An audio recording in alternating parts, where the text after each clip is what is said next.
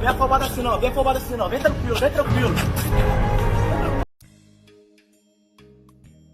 E, bom, estamos aqui para mais um vídeo nesse canal, Presunto 1917.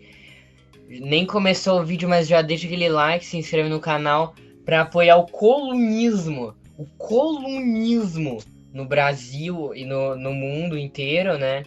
Hoje a gente volta com aquele quadro muito requisitado no canal, Refutando o Brasil Paralelo. Ó, no momento que eu tô gravando esse vídeo, o Brasil Paralelo tá faltando 2 horas aqui para um prêmio que eles vão dar, sei lá, alguma coisa assim. Então, não vão lá, né? Mas então, ó, artigo aqui, formação da União Soviética, como foi criado, como foi a criação do maior regime comunista da história. Já tem 2 erros no título, porque é engraçado que esses jornais de direita, né, de extrema direita, eles tratam países socialistas como sendo país que não tem governo, o país não tem governo, o país tem regime, entendeu? Então, nunca eles falam, o governo de Cuba, o governo da China, não. É o regime cubano, o regime chinês, entendeu? E outra, a União Soviética não foi comunista, porque eles não aboliram o Estado, entendeu? A União Soviética foi socialista, né? Aqui a gente tem, né, o símbolo do comunismo, né? A formação da União Soviética foi um marco na história da humanidade, um dos impérios de maior extensão da história e o primeiro governo declaradamente ateu. Foi nesse negócio do declaradamente ateu que eu falei assim, vou deixar esse texto para depois, entendeu? Porque, só para deixar claro, né, a União Soviética não era um estado ateu, era um estado laico, entendeu? Porque na União Soviética você tinha pessoas muçulmanas, pessoas budistas e tal, de tudo que é religião, mas o Estado não assumia nenhuma delas, entendeu? Então o Estado não era ateu, o Estado era laico, entendeu? E esse negócio que o comunismo persegue cristão e tal, não tem nenhum, é só mentira mesmo. As profundas alterações promovidas na Rússia durante o século XX ainda permanecem vivas e presentes hoje. Vamos ver aqui. Invasão bolchevique, meu Deus do céu. Os países que formaram a União Soviética. Nossa, precisa de um capítulo inteiro para falar o nome de 15 países. Complicado, hein? Como a União Soviética se formou? Resumo. A União Soviética foi formada em 1922, após o triunfo da Revolução Russa. O nome oficial da União Soviética era União das Repúblicas Socialistas Soviéticas. Aqui editando o vídeo e acabei de perceber um erro que eles cometeram que eu não percebi ali na hora. O nome oficial da União Soviética era União das Repúblicas Socialistas Russas. Aí tá de palhaçada, né? O país agrupava 15 nações em um único país, liderada pelo poder central de Moscou. Já começou errado. Na verdade, não tem nada errado aqui, não tem nada errado, mas, você falar toda a história da União Soviética e ignorar Domingo Sangrento, não sei o que e tal, e falar, começa em 1922, acabou, pronto, vamos aí, né? Contexto histórico. As circunstâncias da Rússia no século XIX estavam se modificando. As pessoas já estavam frequentando escolas e o fluxo de informações era facilitado pela atividade inovadora dos trens. Por meio das locomotivas, passageiros de diferentes lugares nacionais e do estrangeiro poderiam circular informações. Nesse período, a Rússia era um império, governada por reis absolutistas. Seus reis eram chamados de czares, baseados nos imperadores romanos, os cesares. A classe intelectual da Rússia estava sendo influenciada por ideais iluministas europeus no século XIX. O povo estava assimilando ideias essas ideias devido à miséria que estavam vivendo. O desejo por um governo do povo crescia, um desejo pela democracia conforme as ideias de Rousseau. Neste período, a Europa passava por guerras napoleônicas. Napoleão estava atacando e dominando os países chefiados pelos parentes dos czares russos. O envio de soldados e generais para o exterior proporcionou o contato com sociedades diferentes, nas quais os reis estavam limitados pelas constituições e não apresentavam total poder para determinar o destino de seus súditos. Isso aí, né? As reformas para limitar o poder real eram ignoradas pela monarquia russa, cujo ordenamento jurídico estava resumido na seguinte lei. Na verdade, né, de todos esses países era assim, entendeu? Eles só passam a dar uma certa limitação para o poder do rei quando chega o socialismo, né? Porque daí eles têm medo de uma revolução socialista no país, né? Por que você acha que do nada a Inglaterra começou a oferecer leis trabalhistas, né? Você acha que é por causa que os parlamentares eram bonzinhos? Sua Majestade é o monarca absoluto, não obrigado a responder por suas ações a ninguém no mundo. E tem o poder e a autoridade para governar seus estados e terras como soberano cristão, de acordo com seu desejo e boa vontade. É complicado isso aí, né? E tudo isso justificado pela lei do cristianismo, né? Que eles falam que essa pessoa aí, o rei, né, o monarca, ela só tá lá porque Deus escolheu essa pessoa pra tá lá, entendeu? Sendo que na verdade é um processo de tomada de poder, a força e tal, né? Em outras palavras, o imperador era inquestionável. Esse fato suscitava indignações do povo. As pessoas se questionavam por que não tinha nada para comer, enquanto o rei possuía vários palácios. Por que lutar a guerra dos parentes dele? Instaurou-se um clima de instabilidade política. Embates começaram a acontecer nas ruas. Era esse contexto que Alexandre II ascendeu ao trono em 1855. Ele reconheceu a necessidade de promover uma revolução. Por isso, decidiu reduzir significativamente a censura estatal e determinou a expansão das escolas públicas, inclusive para pobres, adotando um governo menos oligárquico. Para viabilizar a disseminação de escolas, Alexandre II elegeu um secretário que durante 2 décadas e meia de serviço público inaugurou mais de 300 instituições de ensino. A população estava contente, embora houvesse uma minoria radical inspirada nas ideias de Karl Marx. Eles falam como se a população em geral apoiava o czar. Só era uma galera maluca aí que apoiava o Lenin, o Stalin e tal. A parcela moderada dos comunistas estava esperançosa e acreditava que os problemas iriam se solucionar. Ninguém acreditava nisso. Se a pessoa acreditava nisso, ela não é um comunista sério, né? Depois eu vou ver esse aqui também no canal Internacional Comunista. Não havia planos para algo semelhante à formação da União Soviética na mente de muitos comunistas moderados. Comunista moderado, pelo amor de Deus, né?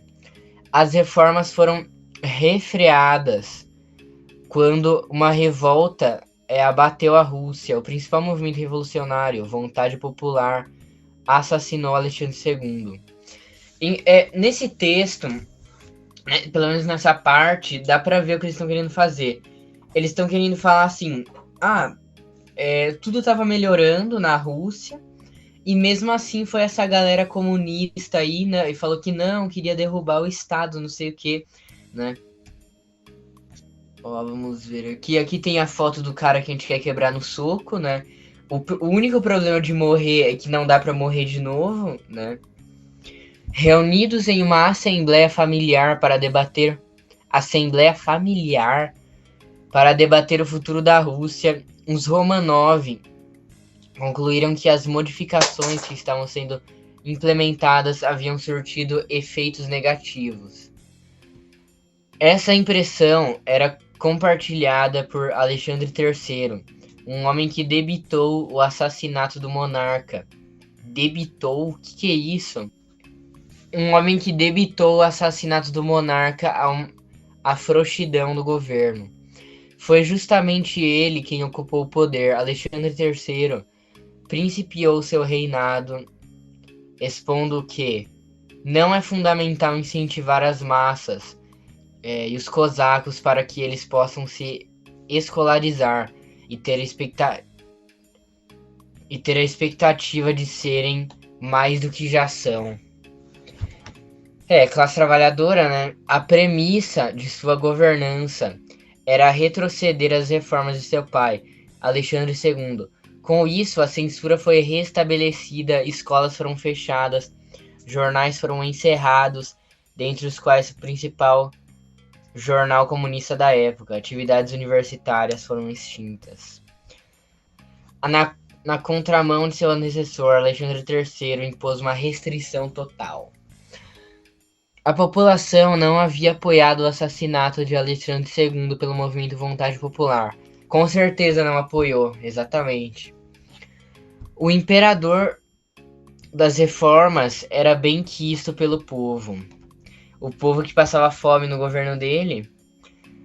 Os integrantes do movimento revolucionário compreenderam que a brusca mudança política que Alexandre III, um membro da mesma família, ensejava uma oportunidade para justificar o assassinato de Alexandre II. Além disso, conceberam uma estratégia para criar na opinião pública a percepção de que o Império era o culpado por todas as mazelas e dificuldades enfrentadas pelo povo. E não era isso, né? E não era isso.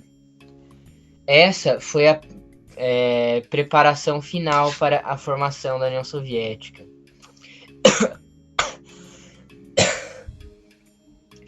Empenhado em gerar um ambiente favorável para a Revolução, o grupo não tardou a empreender uma tentativa de assassinato também do Alexandre III. Empenhado em gerar um ambiente favorável para a Revolução. Eles falam como se não fosse necessária uma mudança de sistema no país. Eles falam como se tava tudo normal e eles estavam se esforçando para inventar um motivo qualquer para colocar a revolução, entendeu? Início da formação da União Soviética, vida do fundador, Lenin. O pai de Lenin era Nossa, eu tenho certeza que eles vão falar que o pai... Isso aqui já é um negócio que de longa data desses jornais nazistas, que é que eles sempre vão falar que todo comunista tem pai rico, nunca passou fome, morou em propriedade rica, entendeu? Que não vai ser diferente com o Lenin, com certeza. O pai de Lenin era um dos principais funcionários de Alexandre II. Ele foi responsável pela criação de 300 escolas na Rússia. Após muitas condecorações no governo do czar Alexandre II, o pai de Lenin enfrentou o processo contrário no governo de Alexandre III. Lenin presenciou que seu pai estava sendo cada vez mais desprestigiado nos tempos de sua infância. Escolas e universidades eram fechadas. O governo russo estava se tornando cada vez mais um regime oligárquico e tirânico, conforme as nomenclaturas política de Aristóteles. Devido à cultura de seu pai, Lenin e o irmão foram incentivados a estudar muito desde a infância. a família possuía boas condições econômicas. Nossa, isso aí eu não vou nem falar que, eu acertei, nossa, como eu sou inteligente. Porque isso aqui já é. Isso aí, tipo, não importa, porque isso aqui eles já sempre falam, entendeu? Que, uma vez eu vi um artigo dele sobre o Che Guevara, que eu nem trouxe aqui. Na verdade, era sobre o Fidel Castro. Que eles falam que, o Fidel Castro. Ele nunca se entediava de tão grande que era a propriedade da família dele, entendeu?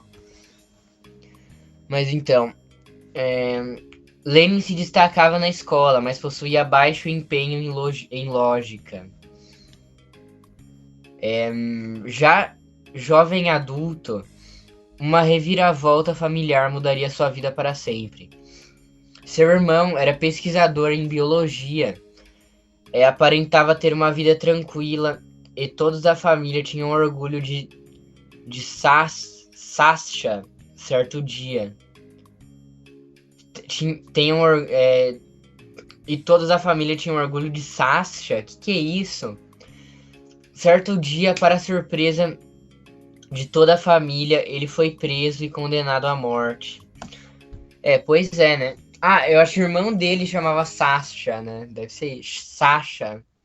Sasha tinha sido um financiador de uma tentativa de assassinato do imperador. Ele havia derretido uma medalha de ouro que ganhara por seus méritos escolares e entregado por um grupo revolucionário. Sua família intercedeu pela sua vida e obteve êxito. Tudo que Sasha precisava era enviar uma carta ao imperador pedindo desculpas. Novamente, surpreendeu a todos. Sasha negou. Ele escolheu a morte para defender a Revolução Comunista, tendo lido um texto revolucionário antes de sua condenação. Não sei se isso é verdade, não tem nenhuma fonte esse texto aqui. Ao presenciar tudo isso, Lenin ficou impressionado e passou a estudar os mesmos livros que o irmão, começando através do Manifesto Comunista e O Capital. Leitura recomendada. Conheça os detalhes da vida de Lenin. Esse aqui eu vou ler também.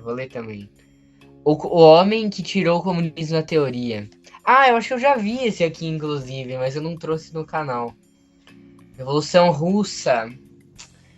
Aqui tem a foto do Leninzão, né, da massa, liderando multidões aí pelas ruas. Aproveitando o sentimento popular contrário ao Império Russo e usando da articulação comunista já presente no país, Lenin iniciou a Revolução Russa em 1917. Não é muito bem assim, porque a Revolução já estava acontecendo antes, né, com o Domingo Sangrento, né, então isso aí foi quando realmente a Revolução conseguiu se manter no poder, né. Já havia passado anos estudando política, comunismo e articulando o movimento revolucionário. Lenin conseguiu cooptar, né, artistas e intelectuais para o seu lado. Eles escreviam textos populares que driblavam a censura do governo. Com o apoio do povo e de nomes importantes do país, o movimento comunista crescia.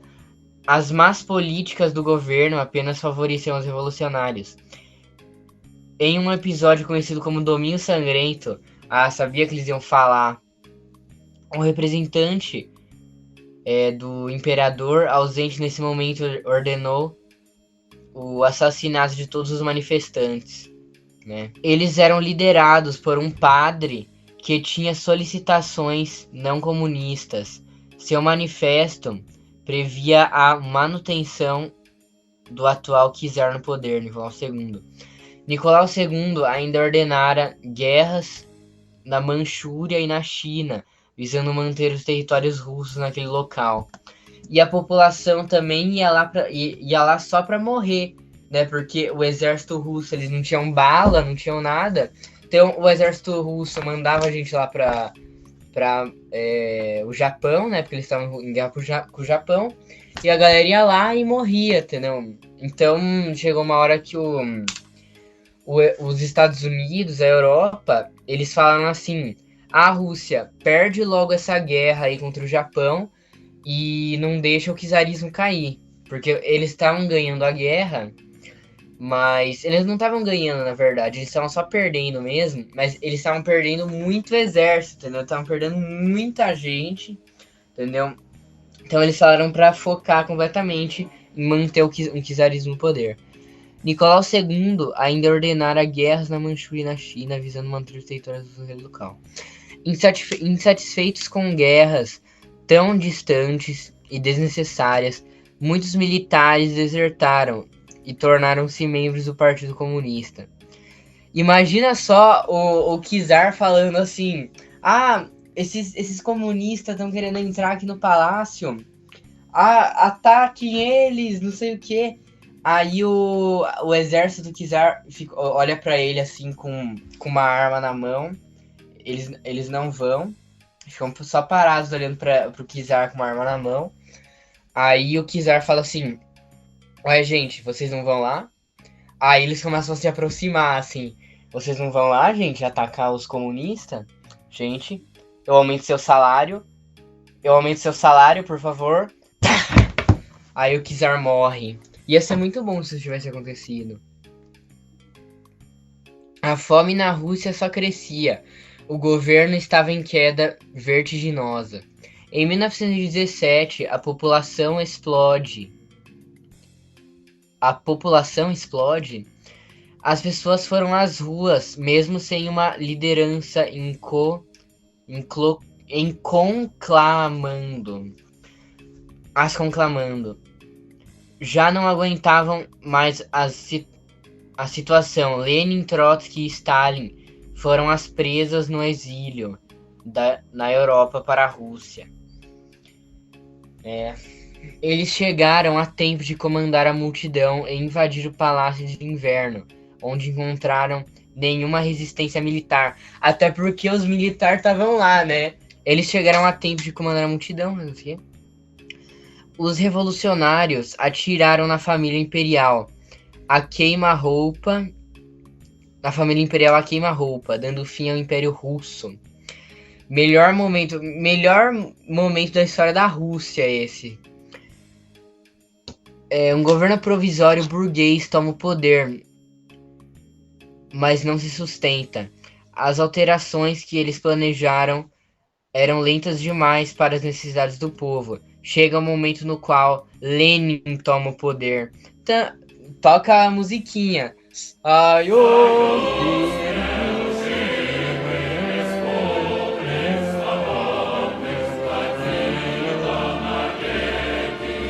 Após a desistência do Exército Branco em retomar a monarquia na Rússia, o exército, representante das famílias reais europeias, os comunistas tomam o poder de vez. Opa, mas espera aí, né? Eles não vão falar da Guerra Civil Russa, eles vão falar que eles só desistiram, pelo amor de Deus, né? Guerra Civil Russa, que muitas vezes as pessoas aprendem na escola, que acabou em 1924, 22, mas tem focos da Guerra Civil Russa em 26, 27, entendeu? O governo comunista não estava conseguindo melhorar a situação no país. A fome e a pobreza estavam piorando. Nessa época, um novo plano vem à tona: unir todos os países vizinhos. Nossa, pelo amor de Deus, né? Todos aqueles países que estavam em volta na verdade, porque não era país naquela época, né? Mas aquilo tudo, Cazaquistão, centro da Ásia e tal, já era tudo parte do Império Russo. Eles só se tornam um país quando viram União Soviética, entendeu? Por exemplo, quem criou a Ucrânia foi o Lenin. O Lenin que deu a independência para a Ucrânia. Antes era tudo parte da Rússia, entendeu? Nossa. O criador da União Soviética. Assim nasce a União das Repúblicas Socialistas Soviéticas, criado sob a liderança de Vladimir Lenin. A União Soviética era um sistema republicano, com as outras 15 nações atuando como federações na União. O poder central localizado em Moscou. Exatamente.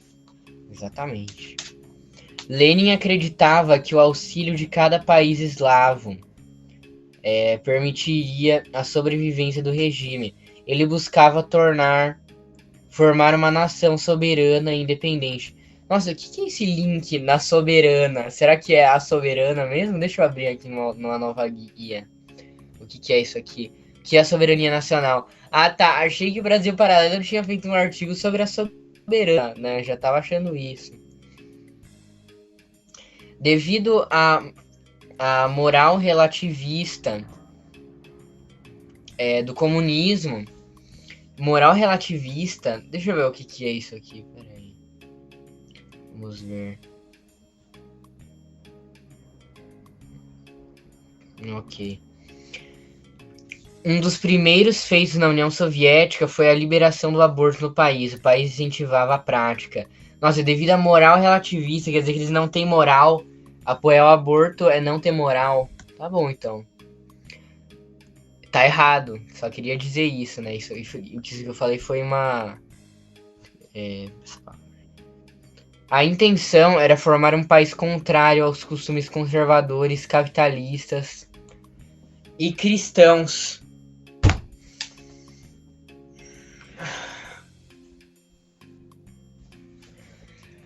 Muita gente me pergunta como é que eu consigo ler esses textos e não ter um AVC.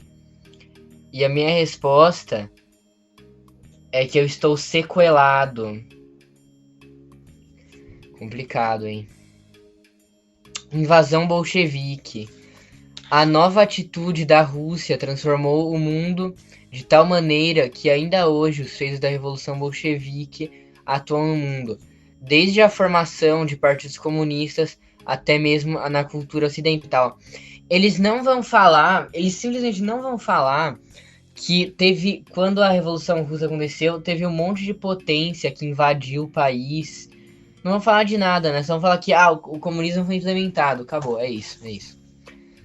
Muitas das músicas e dos projetos de lei do Parlamento Brasileiro estão diretamente ligadas com os porquês da Rússia ter saído da Primeira Guerra Mundial.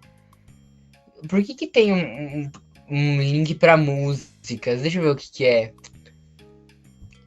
Vamos ver. A decadência da música brasileira. Meu Deus do céu. Meu Deus. Já vão falar que funk é coisa de favelado, entendeu? Com certeza é isso. A importância desse momento, levou a Brasil para... Nossa, quebrando a quarta parede aqui, hein? Levou a Brasil Paralelo a desenvolver um documentário que explica detalhadamente a influência bolchevique no mundo. Nossa, eu vou ter que fazer um vídeo reagindo a esse documentário, não vai ter como. No dia 24 de fevereiro de 2022, o início de uma nova guerra passou a tomar conta do noticiário. A Rússia decide invadir a Ucrânia, mas o que se vê no noticiário não responde as questões principais desse acontecimento. Analisar o presente sem entender o passado é como montar um quebra-cabeça sem todas as peças. Depende da quantidade de peças, né, que tá faltando.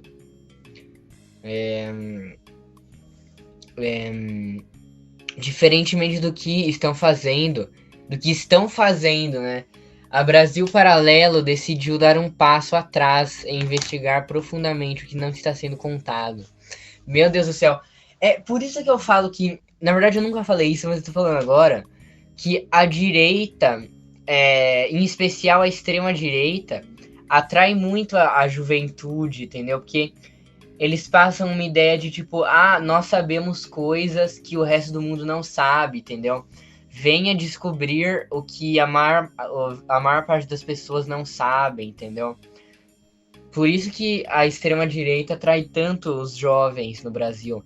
Mas isso está mudando, isso está mudando. Hoje em dia, a, a juventude que está crescendo sem ter ensino médio, saúde uma bosta, educação uma bosta, segurança uma bosta, tá se radicalizando cada vez mais.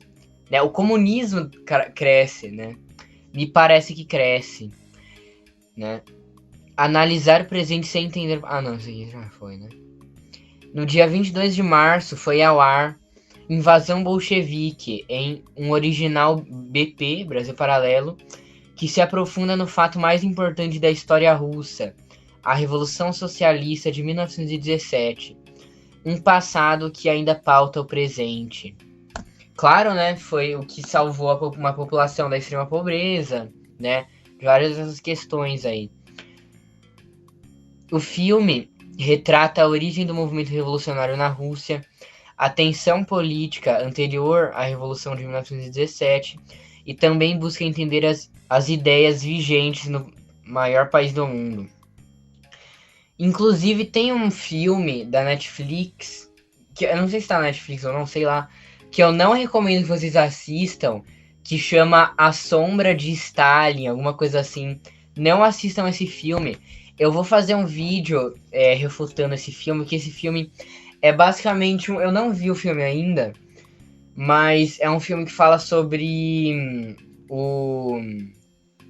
sobre um jornalista que foi para a União Soviética na época do Holodomor, né? E ele viu lá as pessoas passando fome, a repressão política, não sei o que, né? Invasão Bolchevique é o primeiro original exclusivo para assinantes do Brasil Paralelo. Então por que vocês estão mostrando para todo mundo? Ó, aí ele mostra aqui os países que formavam a União Soviética, né? Rússia, Ucrânia, Letônia, Lituânia, Estônia, Geórgia, Armênia, Azerbaijão, Bielorrússia, Cazaquistão, Moldávia, Kirguistão, Tajiquistão, Turcomenistão e Uzbequistão. O que ocorreu para que a União Soviética acabasse? Ó, eu já vou dizer o que aconteceu, para daí vocês não falarem que vocês estão sendo contra, não sei o que. Aconteceu o seguinte, entendeu? A União Soviética foi implodida pelos seus dirigentes, entendeu? O Gorbachev, né? Gorbachev, que é o contra-revolucionário, né? Ele acabou com a União Soviética. Foi simplesmente assim. Aí já mostra aqui a queda do Muro de Berlim, né? Inclusive, nos últimos dias da União Soviética, o Soviético Supremo foi bombardeado com um tanque na rua, um golpe de Estado mesmo, que aconteceu lá. Mas vamos ver o que eles vão falar, né? Vamos ver o que eles vão falar.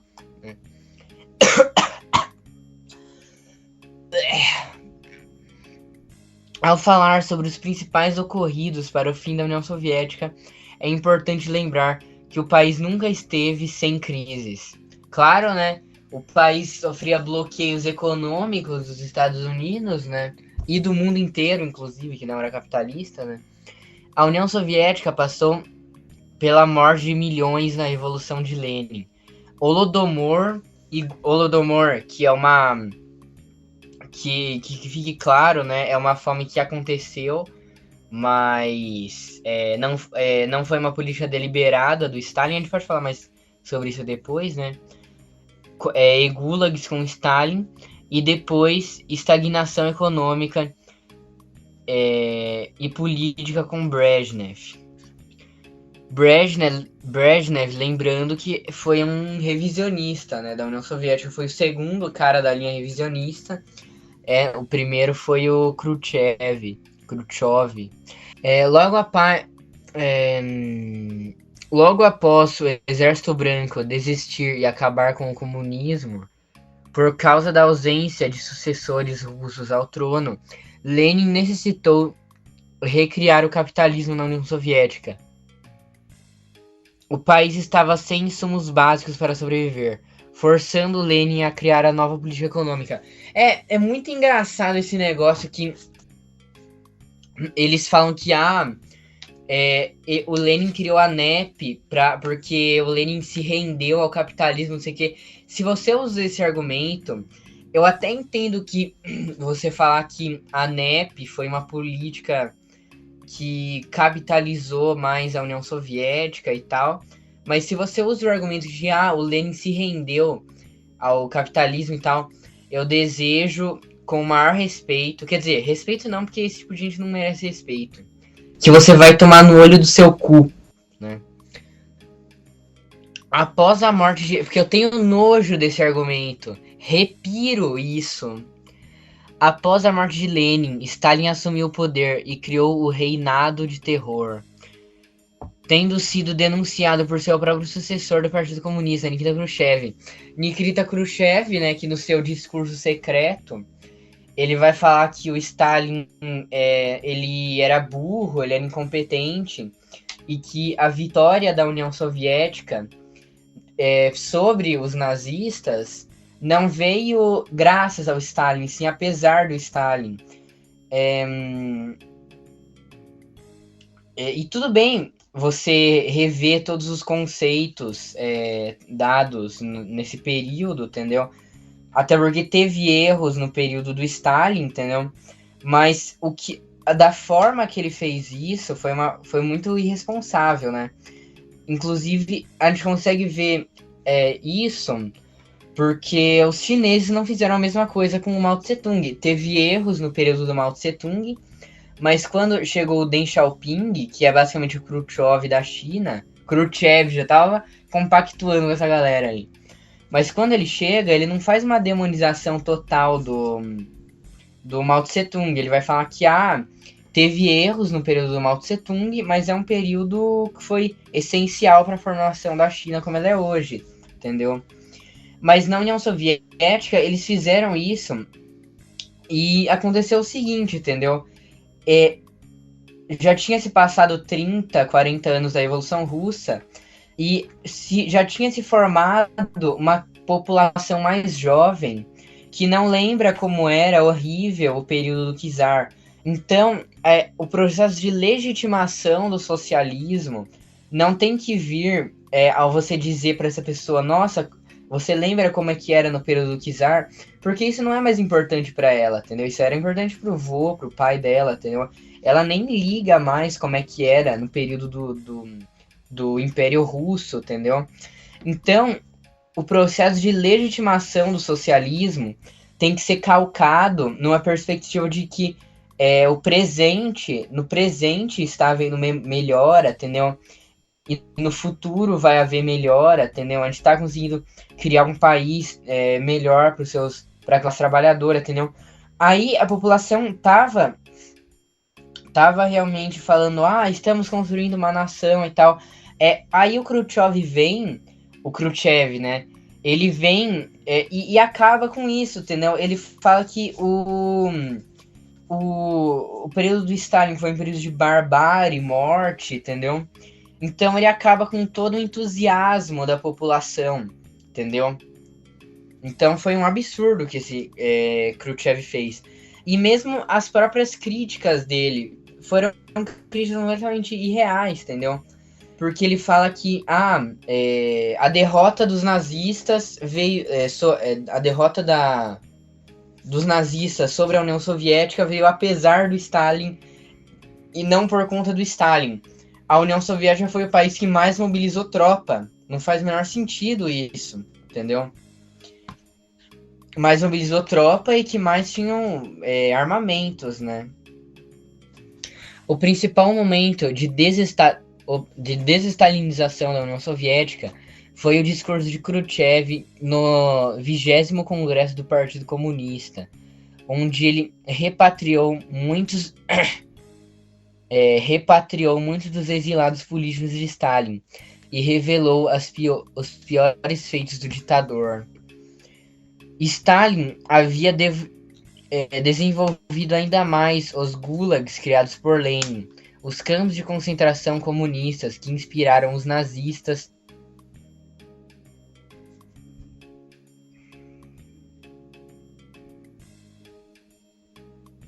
Eu só penso em uma coisa quando eu leio esse tipo de coisa. Quero me drogar, quero me drogar, quero me drogar, quero me drogar, quero me drogar. Sem medo e sem amor. Ele ainda assassinou diversos opositores políticos e causou um genocídio contra 14 milhões de pessoas na Ucrânia, que foi o chamado Holodomor, né? Que, inclusive, se eu for aqui, ele vai me levar para um artigo sobre o Holodomor, ó. Só levar aqui para confirmar. Exatamente. Não é a primeira... Nossa, isso aqui é uma notícia, peraí. Não é a primeira vez que a Rússia entra em conflito com a Ucrânia. Exatamente, né? Mas esse Holodomor, essa narrativa de que foi uma fome deliberada para ucranianos, seja de que forma ela veio no discurso, né? Pode ser para disciplinar os camponeses, como uma forma de genocídio contra a etnia ucraniana, não importa. Não faz sentido de qualquer forma que isso seja uma coisa contra os ucranianos. Porque essa fome que houve, de fato, na Ucrânia, mais pessoas morreram no Cazaquistão do que na Ucrânia, entendeu? Então não faz o menor sentido. Como é que uma fome deliberada para matar ucranianos mata mais pessoas no Cazaquistão do que na Ucrânia, né? Não faz o menor sentido isso. Vamos lá, fim da União Soviética. Já tô quase tendo um AVC aqui. Esse vídeo eu acho que eu vou ter que dividir em 2 partes, viu? Porque tá longo isso aqui, hein? Vai dar tipo 2 horas. Fim da União Soviética, vamos lá. Após a Segunda Guerra Mundial e o fim do terror de Stalin, a União Soviética passava por crises econômicas. Os principais motivos eram a falta de produtos básicos e a formação de um oligopólio por parte dos membros do partido. O presidente Brezhnev, que inclusive tá escrito errado, porque no lugar desse J seria um Z, né? Criou uma política de manutenção dos funcionários públicos por anos em seus cargos. A partir daí, o oligopólio piorou, já que os membros do partido gozaram de estabilidade quase que total. Inclusive, já que a gente tá falando desse Brezhnev, você sabia que na União Soviética eles falam tanto de a mamata dos membros do Estado, não sei o que. Mas vocês sabiam que o Brezhnev, ele morava numa casa de 70 metros quadrados? A minha casa deve ter mais ou menos, tipo, 50 metros quadrados ou menos do que isso, entendeu? Pro presidente morar numa casa de 72 metros quadrados. Vamos ver quantos metros tem. Metros quadrados do... como é que era o nome do... Palácio da Alvorada. A casa que o Luiz Inácio mora. 7.000 metros quadrados. Meu Deus do céu. O Lula mora numa casa mais de 5.000 vezes maior do que o presidente da União Soviética morava. Meu Deus do céu.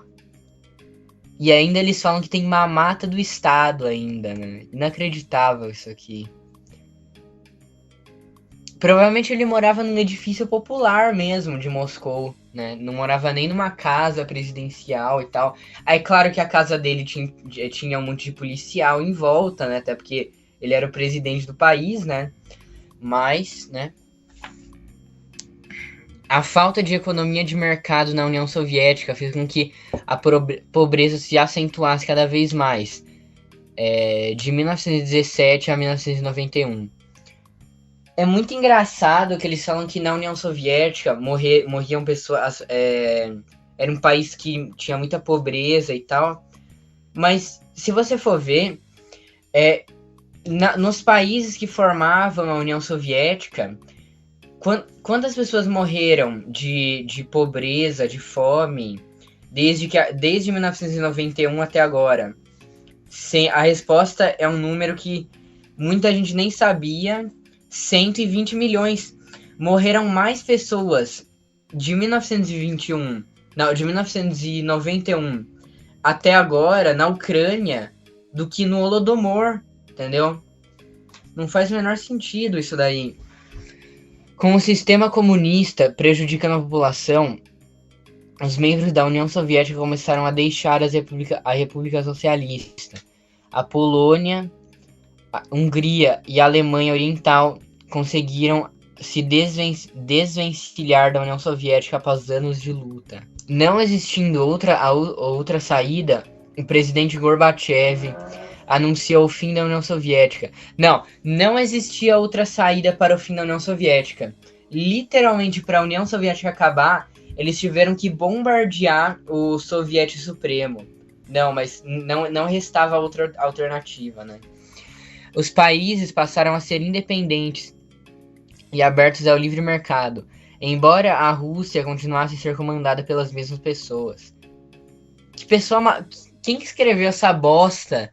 O presidente da Rússia que sucedeu o Gorbachev era um cara completamente de direita, entendeu? Não que o Gorbachev não seja, mas o Boris Yeltsin era ainda mais, entendeu? A União Soviética influenciou o mundo, investindo em atividades comunistas pelo globo, especialmente devido à Guerra Fria. Comente, compartilhe, não sei o que eu não vou fazer, né? Então, finalmente o vídeo vai acabando por aqui. Se você gostou, já deixa aquele like, se inscreve no canal e adiós! E viva a Revolução Russa! Sou a Bariguel, se você quer ser meu namorado, fica ligado, presta